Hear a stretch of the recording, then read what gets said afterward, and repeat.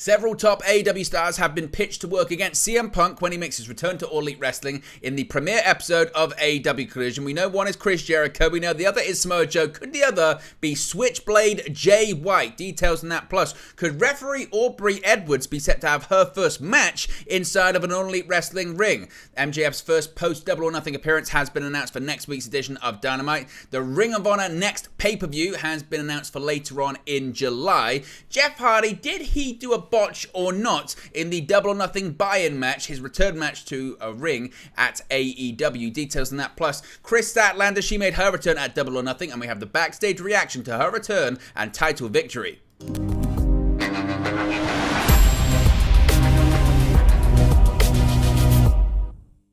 Hey guys, welcome back to Wrest News 365. Hope everyone is doing very well. As always, there are plenty of news stories to get into in the world of All Elite Wrestling. Let's start off talking about CM Punk and plans for his return now that it is official, of course. CM Punk is headed back to All Elite Wrestling after being out of action for over 9 months. Immediately after AEW All Out, there were numerous wrestlers that said they would have left the company if CM Punk was to return.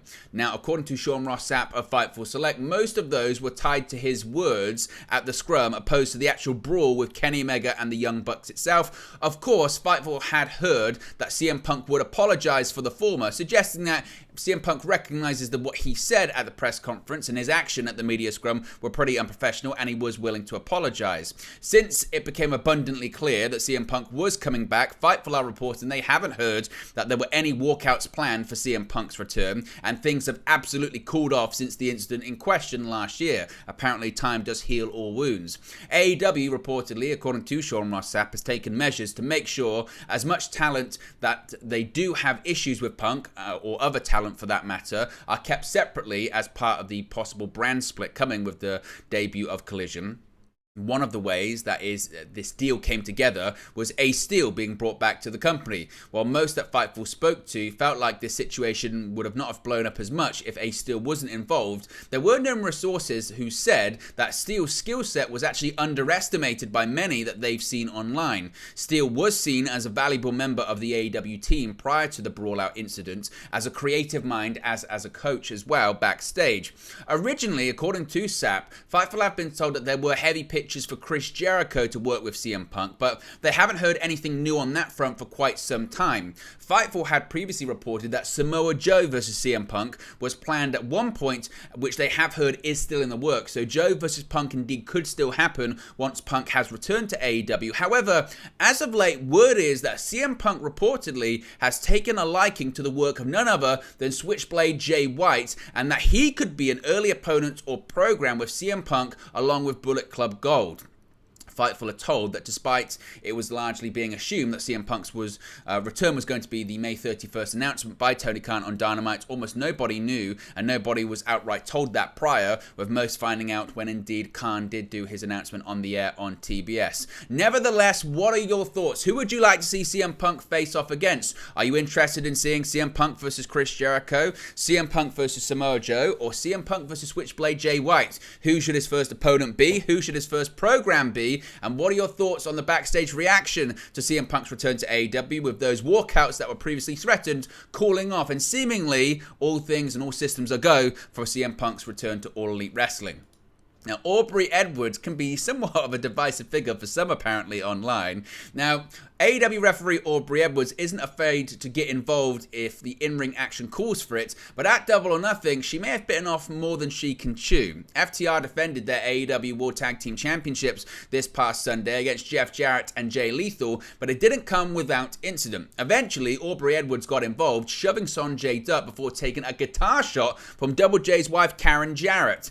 It appears, though, the story will not end there. Judging by Friday's episode of AEW Rampage, that is, when she confronted the Jarretts, Dutt, Jay Lethal and Satnam Singh during a backstage segment after Lethal suggested, "If we're throwing out suspensions, let's start with Aubrey Edwards." When Double J continued talking, that's when Mark Briscoe, who was tasked with being the special guest referee during Sunday's bout, appeared. He quickly made it clear that Tony Khan promised there would be no suspensions, declaring, "Because if you are suspended, then you will not be here, and if you are not here, then he will not be able to give you the ass whooping that you so truly deserve. Lethal assumed Briscoe was talking to him and Double J, only to have the idea immediately shot down as well. Instead, he turned his attention to both Jarretts, prompted Karen to ask, "Who in the hell is we? Who's we?" Briscoe slowly turned around as Aubrey Edwards approached, much to the amusement of Dutch, Lethal, Singh and the Jarretts. Karen stepped forward to meet her face to face before asking, "You want this?"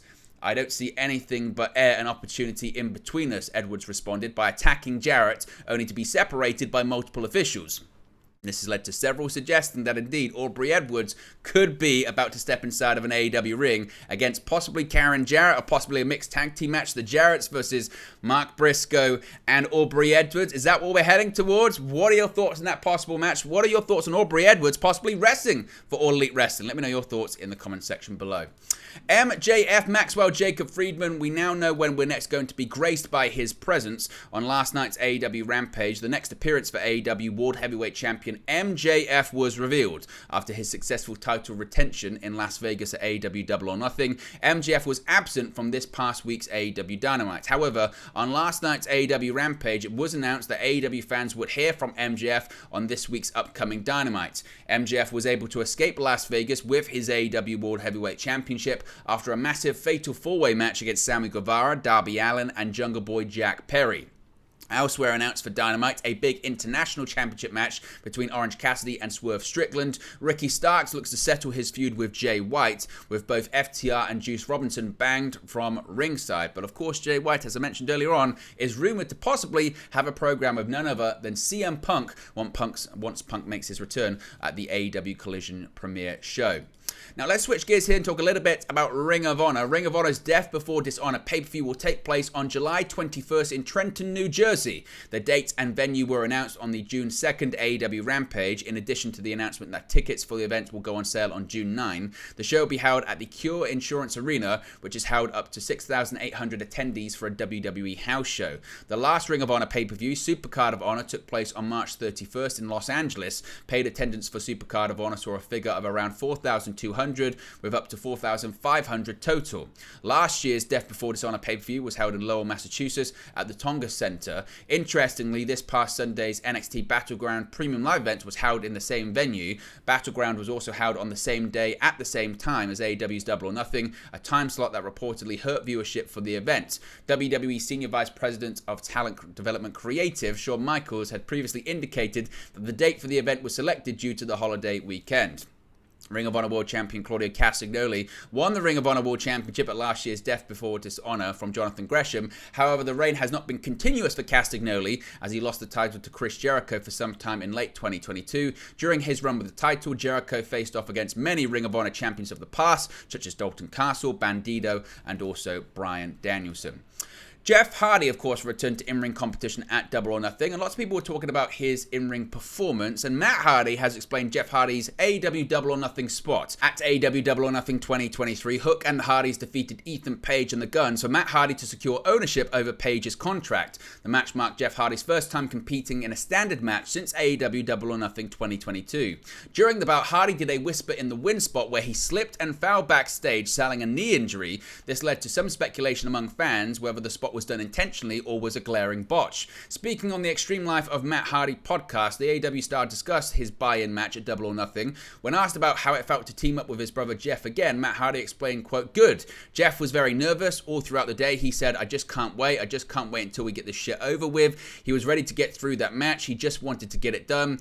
It's so funny because Jeff said, "I know people are going to have low expectations for me. They think I'm not going to be good. They think I'm not going to be crisp." He was in great shape cardio-wise, everything else. He was in great ring shape as far as that goes. So it was Jeff's decision. We programmed one specific spot where it looked like he made an error, which he didn't make an error. It was specifically just to stop him after he made this big, beautiful comeback.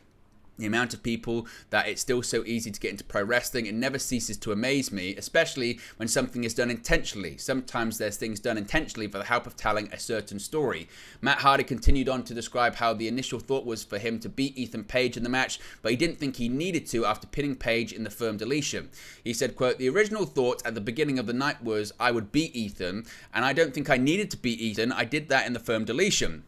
To me, that was my moment, and doing it in a cinematic match here at the Hardy compound, that's as good as it gets. For me, getting my comeuppance on Ethan. Then it could have been Jeff or Hook, and both Jeff and I decided that Hook should ultimately take the finish. So we're going to highlight Jeff, let him be a big star, let him go on a kick-ass comeback, do all of his stuff, then transition and to segue getting Hook in there for doing the finish. That is why we implemented that Jeff slips on the Whisper in the Wind spot to get Hook in there and to let Hook ultimately take the finish and get the win and get the rub by winning the match. That includes Matt and Jeff Hardy. After co-host John Alba noted that Jeff landed hard and asked if he was okay, Matt stated, quote, "Yeah, he was fine. Full transparency. He wanted to go up and just slip the one leg off, but he got caught. He got his leg caught over the rope a little bit, which is something he didn't want to do. But the slip is obviously something that had been thought through ahead of time. It was okay though. It was hard and it looked nasty, and everyone thought, oh my god, that looks so crazy. Was he alright? Yeah, he's fine. So it was intentional. It wasn't a botch." Finally, Chris Statlander made her return to AEW at Double or Nothing, and a new report has revealed the backstage reaction to her AEW return at the pay-per-view. After 9 months away from the wrestling ring, Chris Statlander returned to All Elite Wrestling to answer the open challenge of Jade Cargill for the TBS Championship at last Sunday's Double or Nothing events. Statlander went on to defeat Cargill and end her 60-0 undefeated streak to win the TBS Championship. Per PW Insider, the amount of people backstage happy for Chris Statlander upon her return to the company and winning the TBS title was described as infinite. The new TBS champion is considered one of the most universally beloved people behind the scenes and has really worked extremely hard to return. The report also notes that during her time off recovering, Statlander helped out backstage in any way she could. Another positive mentioned in the report was that the latest Road to Dynamite featuring Chris Statlander's Road to Recovery was probably the strongest it has been in some time and was a really well done primer for company storylines. So certainly a lot of people happy that Statlander is back and that she won the TBS championship. But there you go, guys. This is the latest AEW news for you. Be sure to smash a like on the like button. Be sure to subscribe, bottom right hand corner. As always, let me know your thoughts in the comment section below, and I'll speak to you again very, very soon. Hey guys, thank you for watching, listening, streaming, or however you come across this video today. Be sure to click on the video on the right there to watch our next video, or click the bottom there to subscribe, or the bottom right hand corner. Thank you very much, and I'll speak to you again very soon.